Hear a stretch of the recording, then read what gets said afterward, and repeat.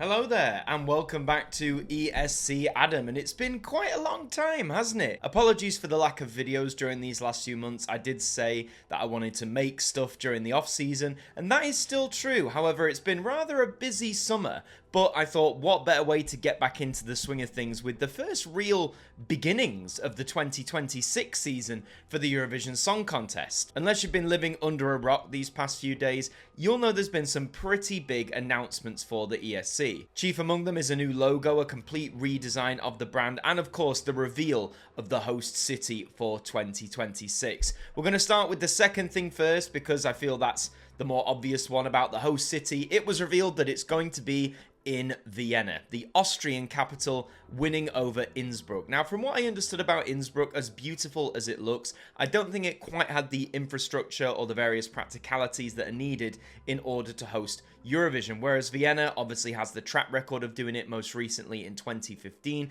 And whilst it wasn't a perfect setup, I know some people complained about the arena, the stadium itself, and the way it was set up, but I do think that it was no-brainer that Vienna won out in the end. Also an honour that Vienna now is hosting the 70th anniversary of the contest, just as it hosted the 60th. A weird bit of continuity there, if you ask me. Personally, I'm really excited by this. I've never been to Austria at all, so fingers crossed the chance to go to Vienna to Austria will be looming its head. We will wait and see. Let's have a quick look at some of the things that were said during the press release. So it's taking place in the Wiener Stadthalle, I think that's how it's pronounced, which is the largest indoor arena in Austria, and a quick little Google of the capacity says about 16,000.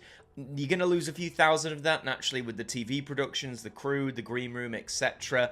But pretty large arena. We've got the dates of the 12th, the 14th, and the 16th of May. The May tradition continues roughly in the middle of the month. We also have a few details as to the stuff that's going around Eurovision, namely that the City Hall in Vienna will be the location of the Euro Club, the traditional nightlife spot of any host city where delegations, fans and partygoers can find DJs playing Eurovision music all night long or week long. I've had a quick look on Google Maps and apparently the City Hall is about, say, a 20-25 minute public transport ride away from the arena, so that's not too bad when you think about it, not too far away from where the action's going on. That's what you want really when booking in. You don't want it to be too far away. It also says the City Hall is going to serve as the venue for the official opening ceremony on Sunday the 10th of May. That's where you normally get like the turquoise carpet and all that sort of stuff. And just outside the majestic building is City Hall Square, which will play host to the Eurovision Village for 2026. The sprawling square will also act as an open-air screening zone,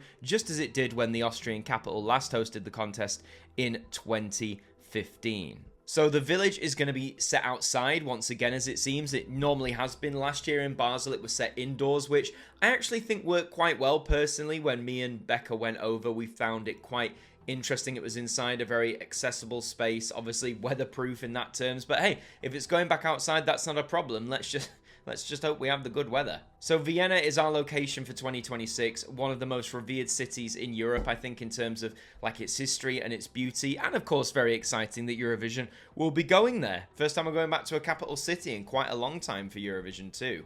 But the other major factor I wanted to talk about was the rebrand. Eurovision has had a major rebrand. You are probably familiar with this logo. This has been around in some part since the mid-2000s, since around 2004. Here's what it looked like when it did debut in 2004. And I think you can agree that whilst the Eurovision word itself is quite good, you could argue it has a certain timelessness to it. The song contest font they use does seem a bit rooted in that era. Now, in 2015, ironically for the last time the contest was in Vienna, the logo was updated to this, which is what we've seen ever since. The Eurovision word, the text of it has been refined a little bit more, and the song contest font was changed to a font called Gotham. But overall, this look has served Eurovision well over the past 10 years. I think we can all agree that in terms of branding, it's carved itself out really well. I mean, you can see it here on my hat. It's on all the various bits of merchandising, and I think a lot of fans would have argued that that element of the contest, of everything arguably that needs to change,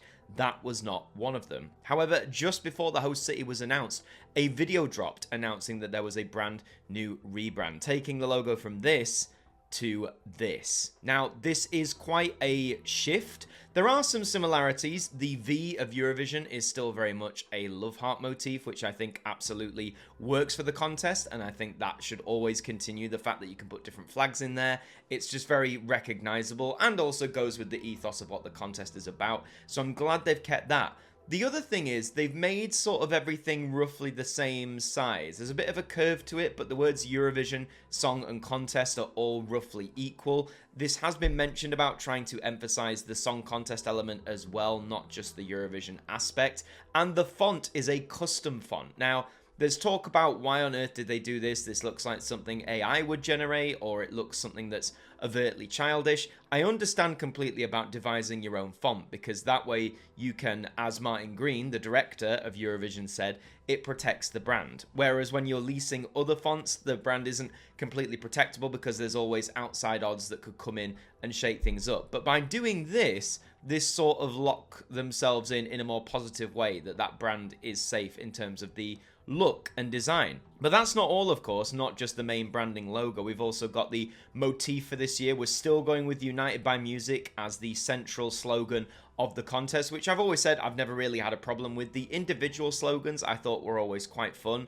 but after United by Music in 2023, it just seems that now is sticking around for the foreseeable future. And you know what? Out of all of the phrases that we've had, why not? It's a good one. We also have this cute 70 motif using a heart graphic, and if you look closely at the heart, it says it is made up of 70 different layers, one representing each layer of the contest history, with it being the 70th anniversary. I'm enjoying the colour palette schemes here, very similar to what we've had in Basel this year for 2025, a lot of reds and blues and pinks. Now, this is obviously just the first teaser. A look at the slogan, a look at the heart motif for the 70th anniversary, but we don't really know much more than that. Branding might be refined as we go forward as well, see what it looks like when it comes out on the merchandise, when it starts appearing on promotional items and things like that. But the 70 I quite like. I think it's a really unique design. I think it stands out quite well. I love the layering idea behind it. The overall branding, the United by Music, I think looks fine. I don't necessarily have a problem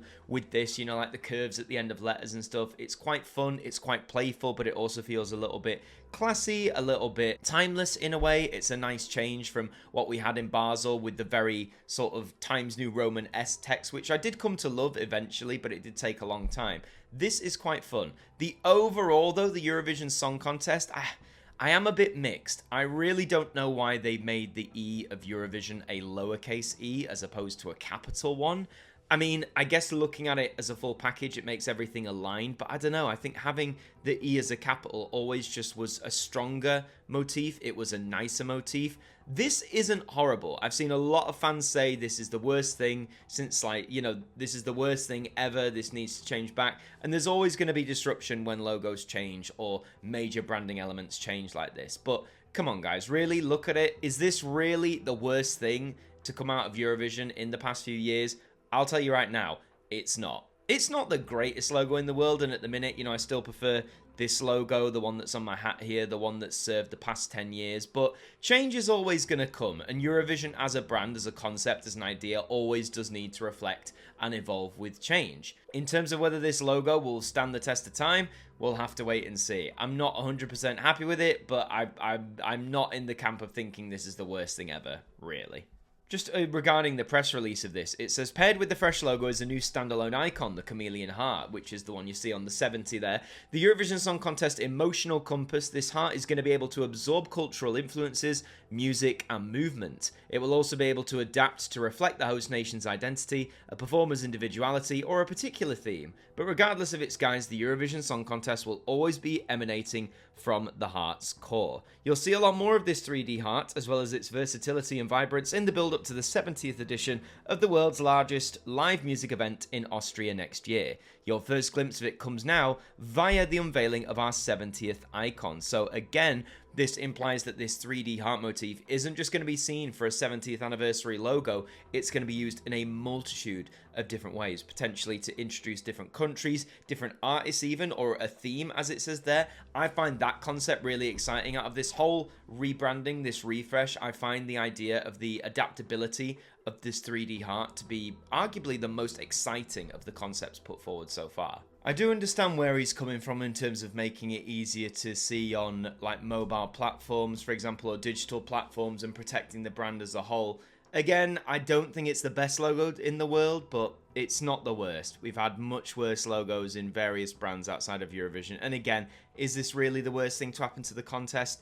I don't think so. Those are the major big announcements to come out. You could argue the 2026 season is officially starting to get underway. I know some people mark that moment when we start getting national finals and artist confirmations, but for me, I think once we announce the host city, we're rolling. Eurovision is back, baby. Roll on 2026. Roll on Vienna. Hopefully you can get there, and we'll look forward to all the surprises along the way. In terms of this channel, I do want to do some videos still during the off season about other Eurovision related topics and also the build up to what we're going to see. But yeah, glad to be back. Thank you for sticking around. Thank you for being so patient during this summer. And until the next one, if you enjoyed it, leave a like, leave your comments. You excited for ESC in Vienna for the 70th anniversary? What sort of things do you think around the corner? Let me know all of that in the comments down below. In the meantime, I've been Adam from ESC Adam, and I'll see you next time.